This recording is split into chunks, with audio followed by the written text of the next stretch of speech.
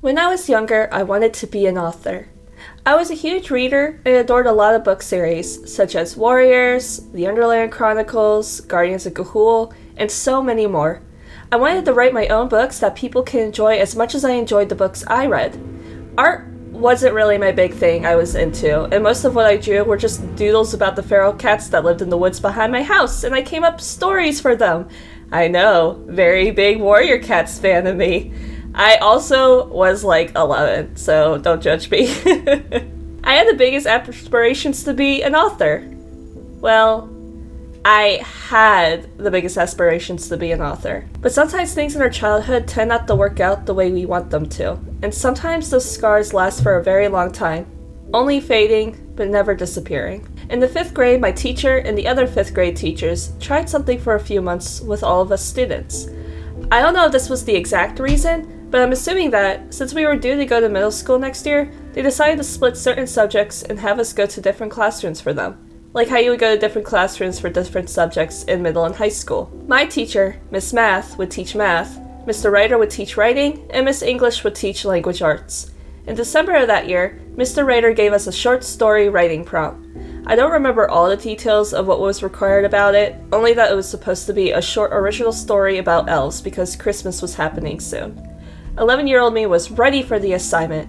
I had been wanting to write stories, and now I could have the practice of doing that, instead of just the analysis and research papers we were used to. I decided to write a comedy since the prompt was silly, and I wrote the story, and by the end, I was satisfied with it. I happily showed the draft to my teacher for approval, expecting suggestions for fixes the story needed before I was ready to go write the final draft. He looked over it for a while, reading it, and then asked me to read it to the class.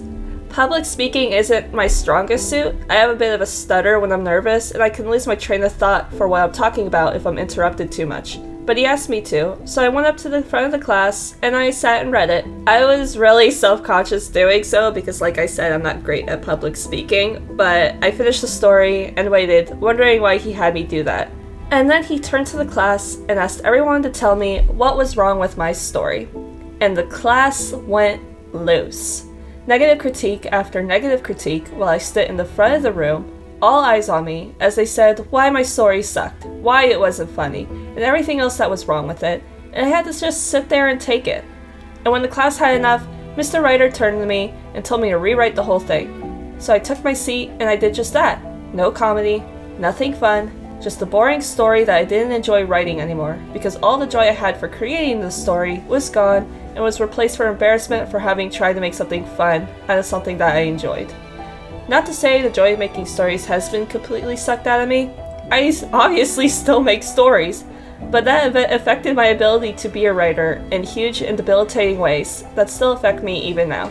And it did. I ended up changing my dream career goal, believing I wasn't cut out to be a writer.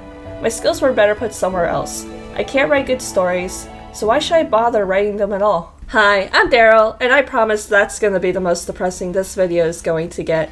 Today I'm going to talk about my writing journey, from going to wanting to be a writer, to cringing from writing fiction, all the way to making fictional stories through fanfic and comics. Hopefully the mood will only go up from here. Now, let me talk about the art for this video.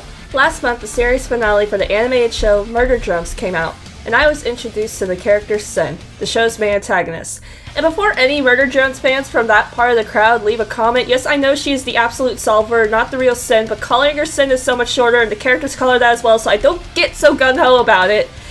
I can't believe this is an argument people have to make. But it is. I'm gonna call her Sin. Anyway, if both the Magnus Archives and the Murder Drones shows have taught me anything, it's that TikTok can make me become very invested in the show by introducing me to a little freak with a funny voice and a skin suit. I don't know what it is. They tend to be the most interesting of guys, and I love Sin. I want to study her like a bug under a microscope. I drew fan art of her, the gross, murderous gremlin child, because I needed to, so here it is. Now let's get on with the video. I didn't stop trying to write things after the 5th grade, but I ran into a huge problem after that experience. Outside of school assignments, which, again, were mostly research or analytical papers, I could not sit and write more than a few paragraphs for myself on anything that was fictional. I started something, get a bit done, and then think my idea is stupid and never touched it after that. There's only one piece of fictional writing I remember actually finishing, and it was a really short piece of fanfic I did when I was 14 in like a spiral-bound notebook. There was a short story that was part of a zombie series I enjoyed when I was in middle school called Day by Day Armageddon, and I wrote a short AU fanfic in my notebook about the characters the short story was about. These characters end up becoming zombies at the end of the story, but in my fic, they're still alive, and meet the main character of the mainline story and his friend when they arrive at the place that they originally meet the zombified duo. That thing is in my notebook somewhere still, and I'm not going to go dig it up, as that series is unfortunately one of the reasons why you should never look up the writers you enjoyed when you were a kid. When I got into making art, I found short, silly comics easier for me to write and do than writing prose. With me being a kid who wasn't really allowed any internet access, at least until I was 16, I could do silly small panel jokes or one-page skits, or just do comics with jokes for shows, but with my OCs instead. And I had a lot of fun with that. I think drawing is what saved my ability to be creative, instead of letting it to continue to struggle and wilt like it was doing for years before that.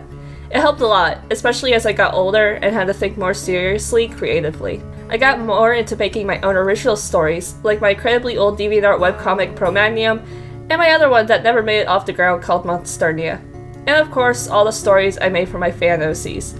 I was into a lot of horror games through high school, and had at least one favorite character for all of them. I even did some other original projects. The county I live in has a program where juniors and seniors in high school could take different college-level courses for 2 to 3 hours a day, depending on if you took the course during your junior year or not. It offers stuff like graphic design, culinary work, mechanical work, nursing, and more, to basically get a free credit at the local community college, which I ended up going to for my game design degree. I took the animation course that it offered for both my junior and senior years of high school, and in my senior year, when the projects we did were more abstract, I was the director and writer for a short film called Cybergirl, which was a story for a superhero girl in a virtual world who fights a hacker, which, by the way, you can still watch it on YouTube. I will have it linked in my description. It was a project requested by the cybersecurity teacher. She wanted to get girls into cybersecurity, so she requested the animation class to make a video about how cool cybersecurity is. So we did that, a female superhero who fights hackers and viruses in the digital world. The Animation 2 class had a big final project where every student from both classes make a pitch of some kind of animated project, whether it's a game or an animation or whatever, and we try to convince both classes to make our project. We picked between 5 of the 2 classes, so 5 projects between all like 30 plus students, and we split off into groups to make them. My class had just gotten access to an Oculus Rift, and I was really into games like Presentable Liberty and The Beginner's Guide at the time, and I wanted to make something similar to that. So I pitched my project, an Oculus Rift game called Grieved, where you are a child going through the 5 stages of grief after the death of your father. I made concept art, character refs, and level designs, and my project was one of the 5 that were picked, so we made the game. It was actually the most voted for, which really surprised me, because there were some other really cool ideas, but I think it helped that I pitched it with the idea of making it using some cool tech. I unfortunately don't have a copy of the game myself, as it disappeared somewhere in my files, and for the life of me, I cannot find it, but apparently my old teacher still has it? And then you're probably being like, well, how do you know your old teacher still has it? Well, because during the spring semester in my art history course this year, I was talking to a classmate of mine who's like on the more younger side, and for reference, I'm in my late 20s and he was a lot younger, and also it's been like almost a decade since I graduated high school. He also took the same animation program I did, and we were talking about our senior year animation projects, and he showed me his, but I couldn't show mine, so I described it, and according to him, my old class still uses it as an example of the kind of projects students can make. The more you know! But both projects came out amazing, and I had an awesome team behind my back with both of them, and these stories acted as confidence boosters too. They showed me that I could make stories, but not only that, but make things that people can enjoy and think are cool.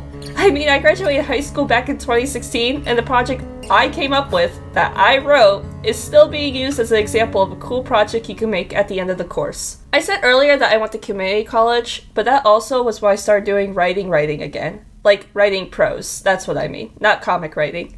I was into Fallout at the end of high school and into college, and made friends who are also into Fallout too. They encouraged me to write stories about my OCs. And at first I tried doing an origin fic for my Legion OC, Queso, since a lot of our Fallout OCs that we talked about were Legion ones. But after a couple of lines of that, I dropped it because, once again, the cringe was setting in.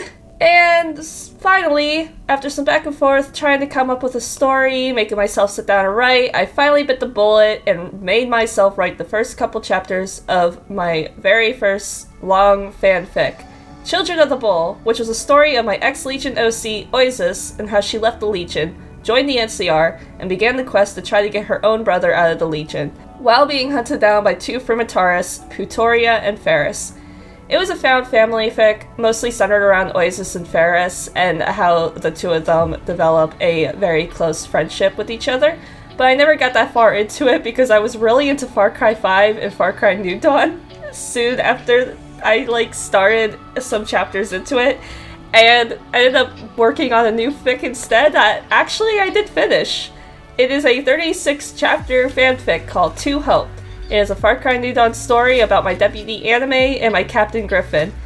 And that thing took me a year to write, and I am probably not going to go back and read it for a very long time. If you want to read it, you can find it on AO3. Go ahead and check it out, I guess. But yeah, it's been a while since I've written fanfics. And I have some other short ones, some that are finished and some that are not. But I've just been too busy to write more fanfics, that's why. And once again, I kind of don't want to go back and read my old stuff. It's hard enough for me to go check up old comic pages. Sometimes I can't even go and reread and not quite somewhere else, but I have to so I can make sure that the rest of the story is good. Same with In Harmony. Most of the writing I do these days is now for YouTube and for my webcomics, and my current active ones, well, obviously I talk about them all the time. It's In Harmony. It's my queer horror comic. It's about a bunch of college students who are hunting monsters in West Virginia, and there's a lot more to it than that. But you can't find that out until, it gets past the second chapter, and also if you go and read it. But yeah. And of course, my Magnus Archives Infinity Train crossover comic, Not Quite Somewhere Else, which I adore that comic for being what it is, and also for being the comic that I use to figure out how to properly make comics. And I can't help but also have so many other ideas for more stories that I would like to get to someday. I have one project that I mentioned in the video a couple years ago. It actually has a new name now because the original name was too close to a Studio Ghibli film. And I pick around with that whenever I am bored, and I'm thinking of turning it into a podcast instead when I have the time. I am also brainstorming a zombie pseudo-anthology story and a dark fantasy story. None of these are set in stone yet, as I don't have the time to put another full story into my workload, but I like brainstorming bits about them when the mood strikes my fancy. And of course, maybe someday in the future, I'll actually sit down and bring these projects to life. Now, when I got the idea to share the story at the beginning, I didn't know what exactly to do with it. I could have just made it a sob story, a look at this bad thing that happened during my pretty bleak childhood kind of thing. But I didn't want to do that because, honestly, it feels like a way to fish for pity, and I'm not really about that. But being online now, and on popular sites like TikTok and YouTube, it's made me see a certain kind of troubling behavior, and that is how people tend to treat artists, especially newer artists. This has always been a thing. I'm not going to go out about it and treat it like it's a new thing. It's been a thing for a while, but it also is a thing as somebody who's been online for a while and also has been drawing for a while. Having to think about a lot, especially with how upsetting that it makes me to see this behavior. Let me get into another story. So back when I graduated high school, I had a lot of free time on my hands, and I didn't have a job yet. When I eventually got one, it gave me few enough hours, but I still had plenty of time for art, even while school was going on. And I was in a video making rush. I was so into just making so many animations. I had a lot of little animations I put my heart into that I ended up having to make a posting schedule, lest I'd be posting 5 or 6 videos a week.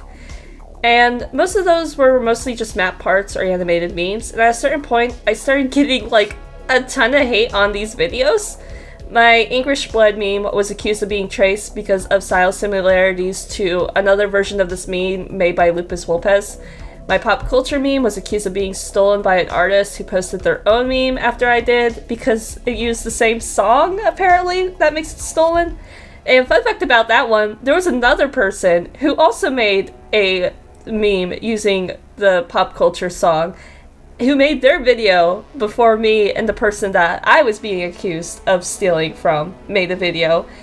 And, like, all three of us talked with each other. None of us had any issue with any of us making 3 separate videos that are completely different from each other, that had nothing in common except for the fact that we used the same song, but people were so fucking pissed off that me and this other person used the same song from somebody else who also made the video. And I think the reason for it was because they had more subscribers, but I thought it was so fucking stupid. It's a song. Like, a lot of people are gonna use the same audio for their videos, and you have to be fine with that. It doesn't matter. It's like such a stupid thing for people to get pissed off of, but people were so pissed off at me and these 2 other people for daring to make a meme using a song. Like, there are worse things on the internet to be mad about, people. But granted, this is also YouTube, so just very annoying comics. My worst one was my pepper steak meme. It was an original animated meme I made for fun with the song Pepper Steak from the video game Off. And for the life of me, and I still don't know why, but that video was so hated for years. So hated. And all it was, like, it's one thing if a video has offensive content. Like, if there was something that was genuinely offensive about my pepper steak video, I would have apologized and taken the video down. All the video was of my character Soul, my Fallout 4 fan character Soul, who is doing a silly dance on a black and white video. Nothing offensive. Nothing awful. It was a silly little dance video. It was a little animated meme that I made. I was like, this is simple enough that new artists could do this and have fun with it. And for some reason, people fucking hated that video. I don't know, like, who was getting their hands on this, but, like, for, like, all the years afterwards until I finally turned the comments off that video, like, I would get waves and waves of people originally finding the video, being like, I hate this video, this is the worst, you should kill yourself for making a video that I hate. And, like, then leaving, and then radio silence, and then go back to people being like, this is the worst thing ever, you should just die. And it's like, what did Pepper Steak ever do to you? What did Soul ever do to you? They're just a little guy. And one time, I even got accused, this was the funniest thing, and this was like the thing that happened before I turned the comments off of this video. I had people, the last time I had like a wave of hate from people for this video, it was people coming to my video, accusing me of stealing my video idea from somebody else. At this point in time, when this happened, this video was 4 years old at that point. I looked at the video they accused me of stealing from. Their video was posted 3 months before I started reaching these comments. And their video was nothing like mine. Once again, it was another situation where both of us made an animated meme using this song. And once again, this person reached out to me and they were like, I am so sorry you're getting all these hate comments. Like, there's nothing wrong with your video. And I was like, yeah, there's nothing wrong with yours. It's a song. Stop being mad at people for using the same song, especially if their videos are not the same. It's not the same thing as stealing a video. YouTube! It was annoying, and eventually I turned it down. I actually redid Pepper Steak a couple years back because I wanted the style to look more rubber hose, and the original one didn't really show that, so I remade it for funsies. And of course I made sure that the comments were off of both of them, because I did not want to deal with that shit again. And people getting mad at the strangers on the internet on behalf of people who weren't even mad to begin with is stupider. Just because you're a fan of somebody doesn't mean you're their knight. Stop knighting for somebody who doesn't want it or even need it. So yeah, it sucks to see this kind of behavior happen to other people, because I went through it, and having to see these younger kids who don't have as big of a backbone have to go through it. Like, young new artists on TikTok are giving up on art because they're not at professional levels yet, and people are upset with that. I'm sorry that this toddler can't draw Picasso or the fucking Donatello. But guess what? Everybody starts off somewhere, and they're gonna start off drawing bad art, and you have to let them.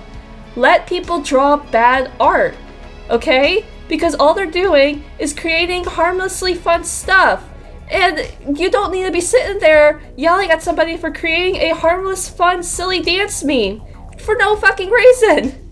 And it's not gonna go away anytime soon. And I said earlier, this is something that has always happened. But it makes me think about that little kid who had to stand in front of the class and get humiliated for daring to write a story that wasn't good, and we're so for enjoying doing it. So I have to say, it's just be nice to each other.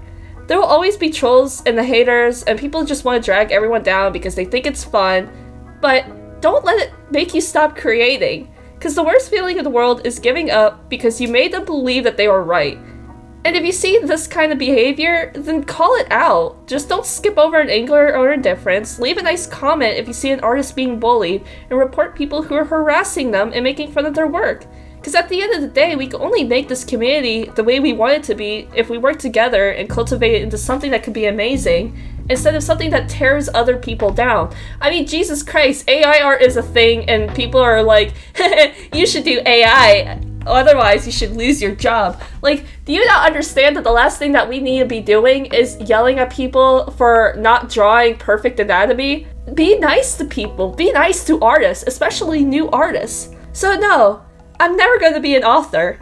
I won't write that cool epic forest-dwelling cat story or a thrilling story of apocalyptic survival. And I have another lonely child be inspired by it. But it doesn't mean it's too late to heal from that hurt.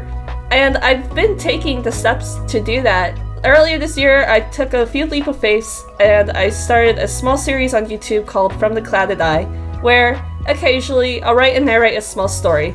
And by the way, keep an eye out next month. I have another story coming out for that series. Wink! But the biggest thing was for my sound design class earlier this year. I had a 1-minute audio assignment I wrote a very short story for. It was a story about someone in an eternal hike through a snow-filled forest, setting up camp, spending the night, packing up, walking, rinse and repeat. It was very much just a purgatory situation. I narrated the tale, added the audio, submitted it, and crashed in my seat as the whole class had to listen to it play and listen to me narrate something that I wrote. And the reception was actually pretty good. I had some critiques about my audio use, as the footsteps I used didn't sound like snow, even if the audio was labeled as like snow footsteps, but this was also in the spring, so it's not like I had snow to walk on. But I had at least one classmate tell me they really enjoyed the story. And again, I had another assignment where I had to write and voice something. So I wrote 3 short diary entries, putting those in heavy quotes, based off one of the characters from my webcomic In Harmony, and I recorded myself reading those.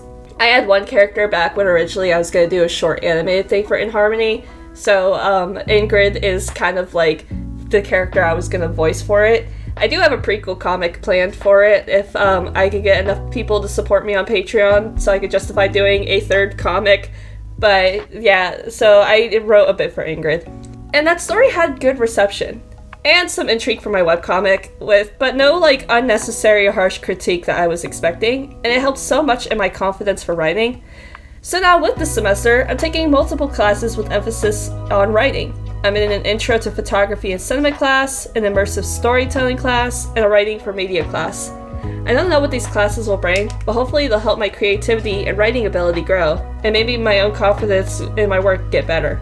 So in the end, just let people make bad art, because if you don't let them, then how is anyone ever going to improve? And do the few seconds of superiority you have to make someone feel like shit for the hard work that they made make you feel better? Is that what really makes you happy?